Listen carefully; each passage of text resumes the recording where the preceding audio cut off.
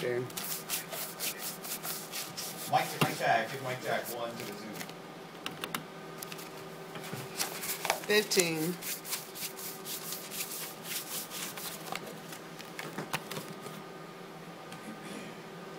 10. 5, 4, 3, 2, 1. Go see. Card. Mike Q. From homeowner to homeless in an instant, how a local woman is struggling to find a new place to live so she can stop living in her car. Plus, a Houston-based gang linked to some break-ins in South Lake Charles and robbed while he slept on the couch. And security cameras caught it all. 7 News Nightcast starts now. Go see. Now, in high definition, sponsored by Nissan of Lake Charles. This is 7 News Nightcast. Mike Q. Good evening. In the blink of an eye, your whole life can change. Imagine your house burning down and you have nowhere to go. KPLC's Olivia Vidal has tonight's story of a woman struggling to get back on her feet after her house burned down. Mike Q. Cynthia, for some, when disaster strikes, they have nowhere to go, putting them on the edge of homelessness. Tonight we introduced you to a local woman who is determined to get her house repaired after a fire destroyed it back in January, and the resources in our community that are here to help in these situations. In January of this year, our George found her home on 910 May it be is the out cue. We'll come back to the flash, and then we'll go to Center on Cynthia. I couldn't even believe it. When they called me, I was like, look, don't play me. I just don't believe this. She's lived in this house for almost 35 years, and now she's living in her car. Put blankets, water and stuff up in here, and covered up under my blankets, bags of clothes that I've got. There's another bag right here for to put up in here. This is what I've been doing. No fire insurance, no money to pay rent elsewhere, and with most of her family gone, George is trying to make ends meet, all while trying to find a way to get her house repaired. Everything, I can't focus, I can't think, I can't concentrate. It's just so much. It messes 1 minute. with your mind. Thinking there's nowhere to turn for help and on the verge of being homeless. But the Lake Charles Housing Authority makes these situations a priority. In case of a fire, they would go directly to the top of the waiting list. Ben Taylor is the director of the Housing Authority. Victims of a house fire are asked to bring in their fire report. Did we cover this fire? Identification and social security numbers in order to be qualified for assistance. We realize that a lot of times if somebody's caught in a fire, they're not going to have all of the necessary stuff because it might have been damaged in a fire. So what we ask them to do, we give them alternative sources where we can confirm what they're telling us. From there, the Housing Authority works with them on making deposits, I can see the reflection of the monitor and other essentials. And for George, nothing is going to stand in her way of making sure her house is a home again. I am sick. I have the flu. I feel terrible, but I still got out here and I'm still trying to reach out and get that help. I said if I'm going to die getting it, as God's will may it be. And Mike Q. George is still waiting to be qualified with the Housing Authority. Once her paperwork is turned in, they will have to confirm the fire report and do a criminal background check before setting her up in a temporary home. Again, the Housing Authority can help out anyone who needs a place to live. You can visit them at any of their 3 locations in Lake Charles, and you can find all of that information on our website, KPLC-TV.com. At your service tonight, Olivia Vidal, KPLC 7 News. And Mikey Cynthia. Thanks, Olivia. An update tonight on a rash of burglaries in South Lake Charles. The crimes happened in December and January. So far, a joint effort between Lake Charles Police and the Calcasieu Sheriff's Office has netted 4 arrests. Those suspects are believed to be members of a Houston gang. Houston police recovered a gun taken during one burglary. The team worked between local law enforcement agencies and Houston agencies brought relief to many of those residents. Son of 3. Well, actually, I was drove quite over here to rob South Lake Charles. This was solved as quickly as it was. 21 seconds. I thought at least 2 years before we would see any results. Very appreciative of what they're doing and trying to protect the community and the people that live here and from crimes. We think we've put the head of the snake of this group. It's out. But, you know, like I said, we have a lot of burglaries. Mike, you. Chief Dixon did say that these burglaries are not connected to the Radio Shack robberies, which also had suspects from Houston. No, we've got 9 separate warrants of Radio Shack robberies. Totally different part of Houston, totally different gang. We don't think there's any connection at all. Mike, you. And Dixon reminds homeowners to always keep serial numbers of items they own and take pictures of rare items they own in case they are targeted by thieves. Well, it doesn't feel anything like April they just robbing tonight. Wade's here with more on that. More like January or maybe February at best is what it definitely feels like. Here's a look at your temperatures outside. We are currently in the 40s and 50s outside right now. 46 degrees for DeRidder as well as Oakdale. Come back to 3 and a 2, then we'll go 2 keyed on Cynthia. Readings, and you'll notice that hasn't changed much since we were on with you at 5 and 6, and here's the still story why. Notice we still have all the clouds over the area, and that's just not allowing temperatures to cool now. Normally at night, clouds actually help to keep temperatures a few degrees warmer, but some of you, especially if you have an HD TV on the very left-hand side of your screen, there is some clearing of those clouds. I do expect the clearing to get in here later tonight. The temperature forecast trend calls for it to stay steady for the next several hours, and then just before daylight, temperatures to drop off. They're up on cam. Stand by 2 keyed on Cynthia. A warming trend starts after tomorrow morning. I'll have more on that in less than 10 minutes. All right, that's good news, Wade. Lockdown at the federal prison in Pollock, Louisiana tonight after inmates attacked 2 guards. One guard was seriously injured. Another suffered minor injuries in yesterday's incident at the maximum security prison in Grand Parish. Just grabbed him and started drawing flowers. The incident is still ongoing. Videos up. And video taken inside a New Orleans jail shows inmates we're gonna with mix cash, with banner beer, to a side out of drugs, 3. We'll and come back even loaded guns. The release of the 2009 video during a federal court hearing this week has sparked a new demand by the New Orleans mayor for the federal government to take over the Orleans Parish prison system. The hearings are part of a lawsuit filed against Orleans Parish Sheriff Marlon Guzman. And 3. A great majority of the people in our custody are awaiting trial. It's out. On 22 seconds. Charges. Coming back keyed. Many of them are awaiting trial for violent crimes. This is not Boise, Idaho. Stand by, Mike. We have a violent crime problem in New Orleans. And that problem crosses over into our jails. Mike, you.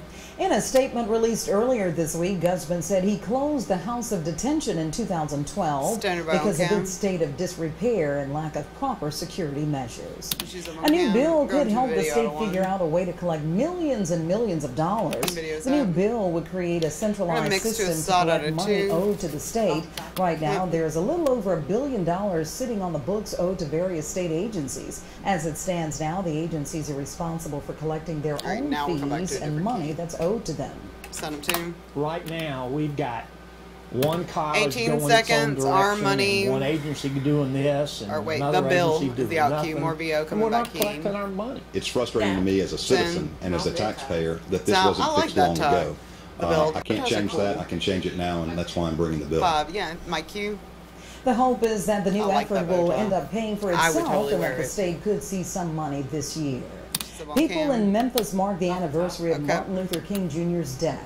The civil rights leader was assassinated 45 years ago today outside his motel room in Memphis. King was in town that day to support striking sanitation workers looking for better wages and working conditions. Today, a street in Memphis was renamed 1968 Strikers Lane in honor of Dr. King and that movement.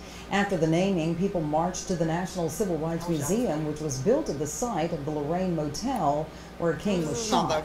King's son told the crowd that issues his father fought for 45 years ago are still relevant today. And He was talking about real issues that uplift 13 seconds. We're going to wipe to video out too. Push your audio, please. Quite frankly, that's where we are today on April 4th, 2013. And my cue. It's in. And a woman who has worked to help Hispanics adjust to life in Southwest Louisiana was honored tonight. La Familia Resource Center Executive Director Sylvia Stelly received the Jambalaya News Person of the Year Award tonight. All proceeds from tonight's event benefited La Familia Resource Center. Coming up next, it's not just threatening words from North Korea. Now it's taking threatening action. And she was dumped. This toddler was abandoned on a stranger's doorstep. Those stories as 7 News Nightcast continues. You're up in 3, 2, 1. Fade, take it. They're gonna wipe that kid's face up before they took her picture. That's gross. That's one reason I don't like little kids. Snot and boogers. Oh, well. 10. Yes. 5, 4, 3, 2, 1. Go see my cue. It was strictly a war of words with North Korea, but today it's not just yeah, talk. like BuzzFeed had something on there where they figured out their math wrong that could to be start armed off with a with. nuclear warhead to a launch Like the pad. world is round, North Korean it can't state go television straight. warning that what it called reckless U.S. nuclear threats will be smashed by cutting-edge small light nuclear strike means. Very dangerous situation. It would be laughable on the So, face of it, except we're stand by, not Mike. sure 5 seconds. what this 30-year-old potential sociopath is up to. My cue. Can North Korea's Kim Jong-un really launch a nuclear attack? U.S. intelligence says yes, the North does have an atomic warhead that fits on a missile, but only a missile with a range of 1,000 miles, seen here, maybe 2,000 miles. No way to hit the U.S. But South Korea, Japan, even Guam could be in range. U.S. forces in danger. Legendary film critic Roger Ebert has passed away after a long battle with cancer. Ebert became a household name with his thumbs up, thumbs down style of movie reviewing. He had been a film critic for the Chicago Sun-Times since 1967 and influenced moviegoers across the nation with his TV show alongside rival Gene Sisson. It was only yesterday he wrote in his blog that he was undergoing radiation treatment for a recurrence of cancer. Ebert was 70 years old. I'm wiping. Who would abandon a toddler on a stranger's doorstep? It happened Tuesday in Anderson, South Carolina, and authorities still don't know who left the little girl. Investigators say someone left the child by the door, rang the doorbell, and then left. Deputies are trying to figure out the little girl's identity. They believe she's between the ages of 2 and 3. A Texas man says he was burglarized while he slept on the couch, and the whole thing was captured on surveillance video. Several men broke in and began rummaging around the home. The whole time he was asleep on the sofa in the living room. It's from Sherman, Texas. At one Isn't that where point, Charlie's when the 21-year-old from? started tossing in his sleep. Surveillance video shows one of the burglars walk over and stand above him holding a knife. So this dude was probably Roommates who hammered, lived at the home say blacked out on thousands his of dollars in valuables were stolen. They say they filed a about 3 to police 2. report and they're moving out. And can you blame them? That's pretty incredible. Yeah. All right. Well, also incredible was kind of our weather today, as we said earlier. It really doesn't feel like April. Here's the almanac, and I want to show you this. Notice today's high temperature of 55, and also notice the normal low temperature for the day. Yeah, it is also 55. That same temperature also sets a record for the coldest high temperature on this day. Kind of a weird record, but it is a record nonetheless. I promise much warmer weather is on the way, and I'll have more on that with your 7-day right after this. Kills Mike. Fade. Thanks for convincing us it was a record, Wade. Yeah. 2.5. 1. Go see. Now your pinpoint forecast with Chief Meteorologist Wade Hampton. Mikey Wade. Well, good evening to you all. The forecast definitely going as expected this evening with the clouds sticking around and the temperatures not changing much. I still don't think we're going to see a lot of change. Of course, it's still cold outside, but I don't think it's going to get much colder until maybe just before sunrise tomorrow morning, if we can get rid of the clouds. And we'll kind of look at our forecast trends with the temperatures from 8 o'clock this evening. Temperature is about 50. Honestly, that's about where it is right now. And you can see that's what I was expecting all the way until at least 2 o'clock in the morning, virtually no change. Then if we see the clouds clear out and a little bit of clearing, we might see the temperatures drop a little further, heading down maybe in the low 40s in some areas, possibly even upper 30s for a few areas north of I-10. But I promise, after tonight, at least with this cool spell, this is the last time we'll be talking about all that. Sun returns tomorrow, much warmer conditions, and the weekend looks very warm. In fact, maybe near 80 degrees. Here's the clouds I was mentioning showing up with the satellite. But there are a couple of areas of clearing. One on the very left-hand side of your screen, probably off the screen for most of you. We'll take a wide view in a second. You'll see that. Also up here, notice just underneath where the clock is at, there's some clearing up kind of up toward the Nacogdoches, Texas area on up towards Tyler. Some of that clearing, too, will be moving in later tonight. Again, I do expect the clouds to clear again. Tomorrow should be a much nicer day. Temperatures for our weather watchers rather chilly everywhere, even at the coast. 51's the warm spot for Robert Dowd, Grand Chenier. Looks like the coolest reading goes to Wanda Bailey, Sugartown. 46, same temperature for Faye Jones as well as the Berries in Lafayette. Other numbers also 46 at the Allen Parish Airport there just south of Oakdale, 50 in Lafayette, 46 also to Ritter, 47 to Quincy. Here in Lake Charles, the regional airport, 50, but it's not just the temperature. There's still a bit of a breeze out there. So I left the wind chills in here. This is what it kind of really feels like. Still feels like 41 for Fort Polk, 44 Oakdale, 45 here in Lake Charles. My forecast tonight, again, does take into effect that I do expect at least a little bit of clearing. If the clouds stay here until sunrise, we may not quite get this cold, but as I just showed you, it's going to feel at least this cold.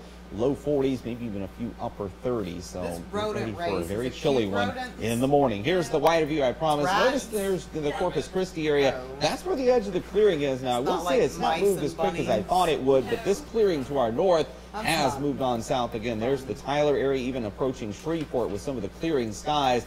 That should move in here late tonight and especially tomorrow. Our computer model shows that nicely as the clouds scoot onto the east. Lots of sunshine for tomorrow. High pressure builds in, but it's going to help to increase our temperatures after tomorrow as this high moves east of us. Our winds turn back to the south. A warming trend starts tomorrow afternoon, tomorrow night. But not tonight. Temperatures in the 40s, even a few 30s. Your 7-day forecast.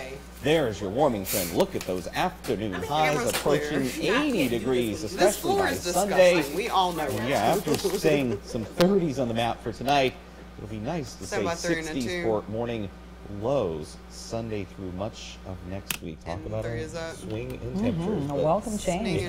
Standby wipe to 1. All right, thanks a lot, Wade. Coming up next, the new Parkinson's disease treatment that's making a huge difference for some patients. That story is 7 News Nightcast continues. Killer Mike and Fade. What's really the purpose of the banner?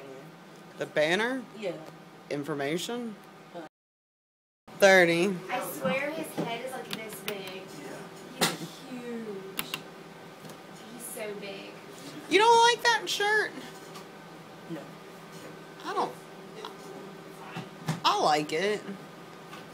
I like a lot of her husband. 15. Yes, she's a Facebook friend. Oh.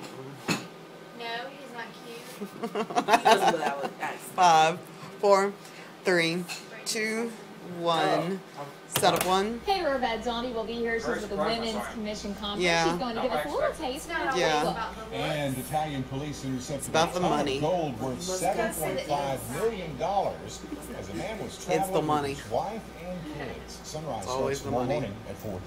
Go see. She's nicer than that. Way nicer than that. Go Key, my Q. Parkinson's disease can impact every aspect of a person's life as they battle the shaking, stiffness, and difficulty moving.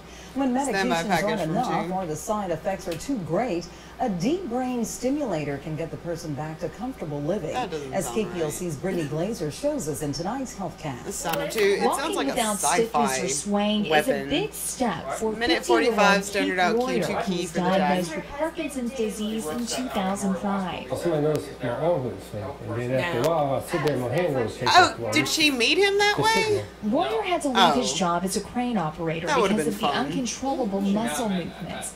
Neurologist Raynard Odenheimer says that's common for those with the progressive disease of the central nervous system. Usually presents with tremor and stiffness and walking problems. Medications can be very effective in treating the symptoms of those with Parkinson's disease, but they can also carry unwanted side effects, anything from nausea to involuntary muscle movements, hallucinations, and sleepiness. You bet you're tired, in other words. At the end of the day, you're tired and shaking.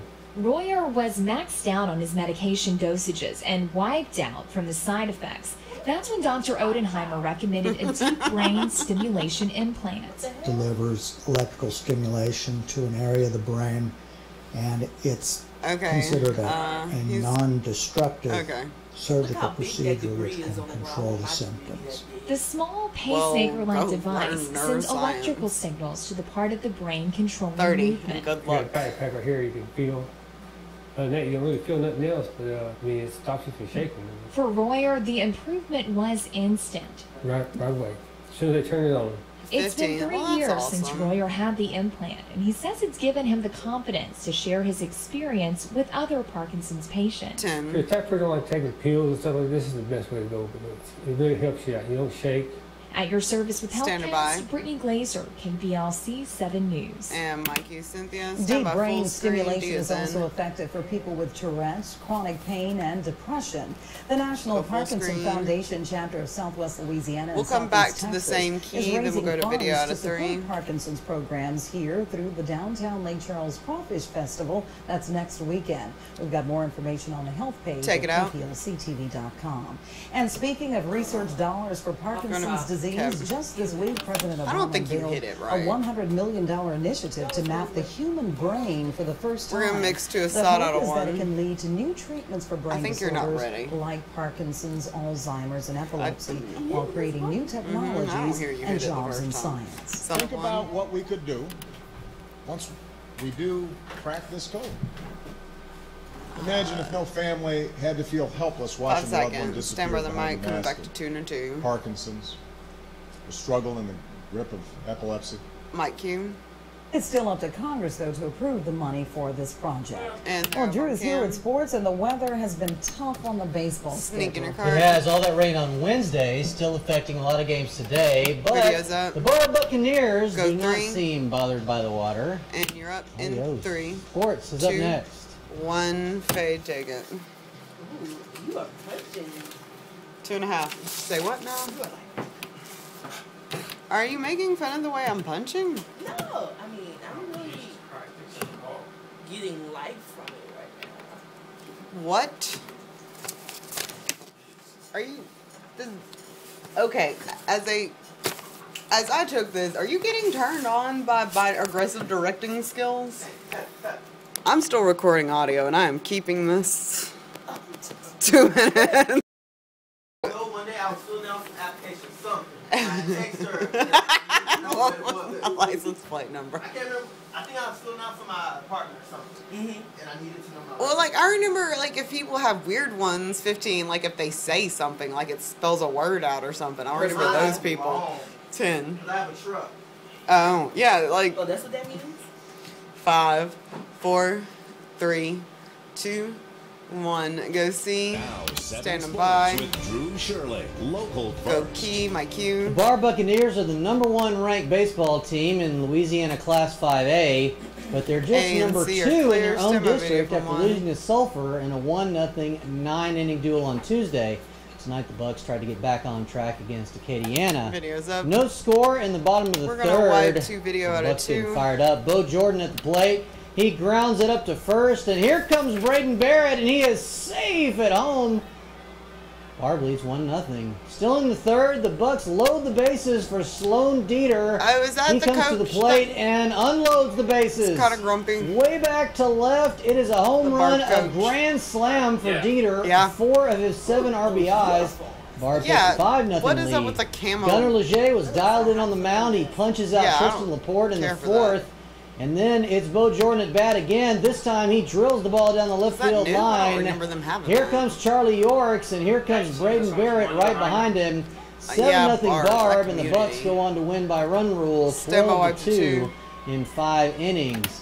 Chase Raines on the mound for St. Louis against Washington Marion. He strikes out Jeremy Jason to end the top of the first. Saints come to bat. They've got first and third, and Jack Boyer takes off for second. The throw goes down and skips away. Mackenzie Frank comes home to make it 1-0. Top of the second, Jalen Jackson on first. He's going, but this time Dylan Manuel guns him down at second. Great throw by the St. Louis catcher. Saints batting in the second, but Ramonte Lewis punches out Ferguson Cochran to end the inning. It was a pitcher's duel then, and then it wasn't. And St. Louis goes on to win by run rule 12-0. The Final Four is just 2 days away, and teams are starting to arrive in Atlanta. The Louisville Cardinals arrived late last night, and that included Kevin Ware, who suffered that terrible injury in the Cardinals' Elite 8 win over Duke. Ware broke his leg in 2 places, but the doctors have put him back together again, and he'll be able to inspire his teammates in person this Saturday at the Final Four. Louisville will be favored to beat the Wichita State Shockers in the first game on Final Four Saturday, which gets underway at the hyper-accurate starting time of 5:09 p.m. Then Michigan and Syracuse will tip off at precisely 7:49 p.m. Unless, of course, they don't. And wiping. Finally tonight, this is going to be a foul ball and then a fantastic catch in the stands by the fan. We'll come back to Tuna too. Let's watch this again. This ball is moving hot, but the fan just reaches out and grabs it one-handed, keeps the ball from hitting anyone in the head, and most importantly, it does not even spill one drop of beer. Holds on to the ball and the beer. Well done, sir. You make me proud to be an American. There up on quite an athlete there in the stands. Huh? Sign him up, I guess. Sneak in your car, next, stand by Wayne your has break. another check of the forecast, and they're off. It's the running of the rodents when 7 News Nightcast continues. Sir Mike. I am just obliviated. Oh. 5, 4, 3, 2, 1. Go see. Thank you. It's the 41st annual Running of the Rats at Spalding University, and they're off. As you can see, many of the rodents are confused as to rules of this race, but students and staff have been working to train the rats for some time. The annual rat race tradition started when a Spalding University professor overheard a senior complaining about the rat race of finals week, and so they came up with the race as a stress reliever. 41 years they've been doing that. Stress reliever for the students, but putting a lot of stress on the rats, though. All right. Well, otherwise, I'm just going to leave that alone. I'm sure there's some jokes we could make there, but let's don't. Otherwise, it's going to be a cool one. Some of our temperatures a low to mid-40s, maybe even a few upper 30s, and it will feel that cold with the wind out there. But look at this. The warming trend starts tomorrow. Back in the 70s with lots of sunshine. I promise Friday will feel nice. All right, and the rat race continues. John, Brittany, and Ben are back here from 4:30 to 7 in the morning for 7 News Sunrise. And we're always on at KPLC-TV.com. Thanks for joining us, and have a good night. 4, 3, 2, 1. Faye, take it. Oh, ended on a great shot. Okay. Have a good one.